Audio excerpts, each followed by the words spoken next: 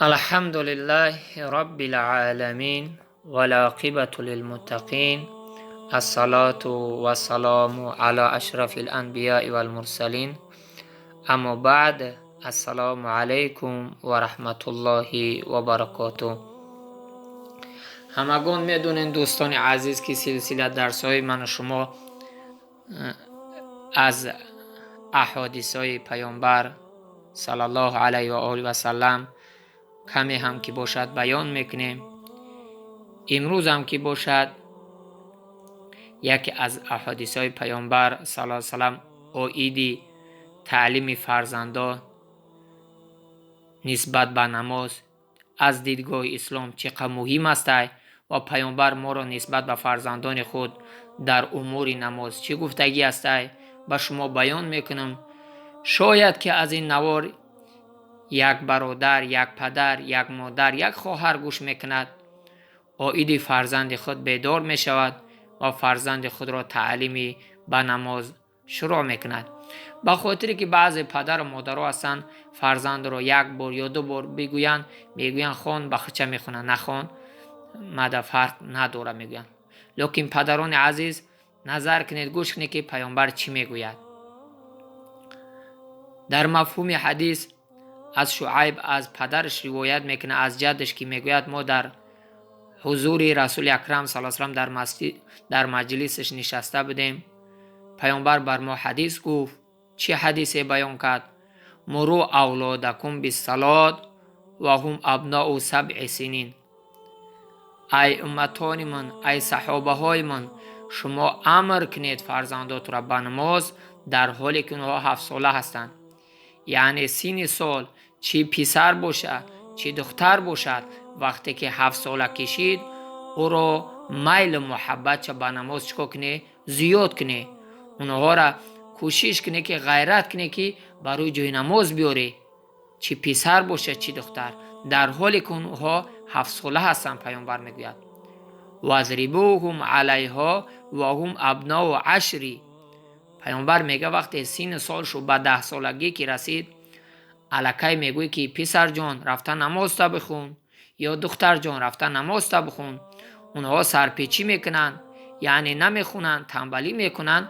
پیامبر میگه اونها را بزنید، اونها را چکو کنید، ضرب کنید، یعنی بزنید به نماز سرخم کنن. فرزند خردسال باشد مثل یک نوده تری هست. شما یک درخت تری را وقتی که تر باشد او را قطع کرده میتونید، وقتی که قاق کشید دیگه اون نوده را قطع کردن میتونید، وقتی قطعش میکنی میشکنه. به همین خاطر یکی از حکمت های این حدیث پیامبر میگوید در 10 ساله کشید او را بزه تا که سر خم کنه در نماز. به همین خاطر وقتی سن سال به 10 ساله کشید الکی در اون اهمیت بتین، نه اینکه بے پروا بگردین که اون فاریدش نماز بخونه پسر تو یا دختر تو فاریدش نماز بخونن، نه فاریدش نخونن، نه، بلکه پدر و مادران عزیز کوشش کنه که نسبت فرزندا با اهمیت باشه. در سن 10 سالگی که رسید الکی وقتی گپ نمیگیره، نماز نمیخونه، اون رو چکا کنید؟ پیامبر گفت بزنید. و فرقوه بینهم فی المضاجع، یعنی گفت وقتی که در همون سن سالشو به 10 سالگی که رسید، همون جاگاه های خوابی که میکنن پسر در بر دختر خواب میکنه، همونها را از همدیگر جدا کنید. یعنی دادر در بر اپای خود، یعنی یا در بر خواهر خود یک جا خواب نکند، جاگاه اونها را جدا کنید. این حدیث پیامبر جنبه های زیاد زندگی را در بر میگیرد، لیکن من بنده به یک علم ناکافی خود در اطراف این حدیث کمی به شما صحبت میکنم.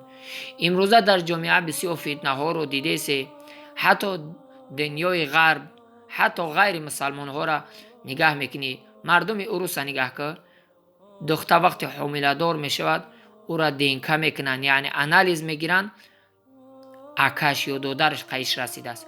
به چه خاطر؟ به خاطر که در یک جگه خواب میکردن. این اسلام است که میگوید در سن 10 سالگی که رسید پسر و بچه را چکو کنه، جگهاشون از هم جدا کنید. کوشش کنید که پسر را در یک طرف خانه خواب کنید، دختر را در یک طرف خانه. این حدیث پیامبر برای من و شما دلیل‌های زیادی را بیان میکنه. امروز در جامعه دیدیسی هر حدیثی پیامبر میگوید بیهوده نیست.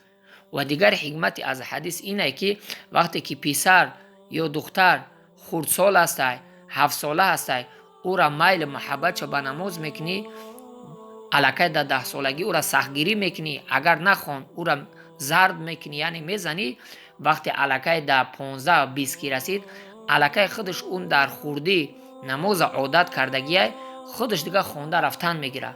لیکن پدر و مادرایی که به اهمیتی کردن اونها را در خوردی سخت نقپیدن، اونها را به نماز امر کی نکردن، الکه وقتی که به سن 15 16 میرسه یا 18 میرسه اونها دیگه پدر و مادر را اطاعت نمیکنن، اونها دیگه گپ پدر و مادر را گوش نمیکنن. امروز اکثر فرزندایی که امروز پدراشون دشنا میدین، پدراشون گوش نمیکنن، احترام نمیکنن، اکثریت اونها فرزندایی هستن که پدر و مادرشون در خوردی اونها را تعلیم نماز ندادن، تعلیم دین ندادنشون. به همین خاطر بیدار باشی پدران و مادران عزیز. و دیگر حکمتی را از این حدیث بیان میکنم که اگر کدام شرایطش باشد 2-3 خانه دارد کوشش کنی که در اون خانه که مرد زن خواه میروه وقتی که فرزندات به بلوغت رسن یعنی کلون سال هستن الهیده خانه در خوش کنی، در خانه الهیده یا به عقلک شدن به بلوغت هم نرسیدن کودکای به عقلک شدن اگر خانه الهیده داشته باشه در او خانه خواب کنی، اونها را خواب کنی و بعدا خودتون قی یعنی همسرات و قی شوهرات چکو کنی خواب کنی.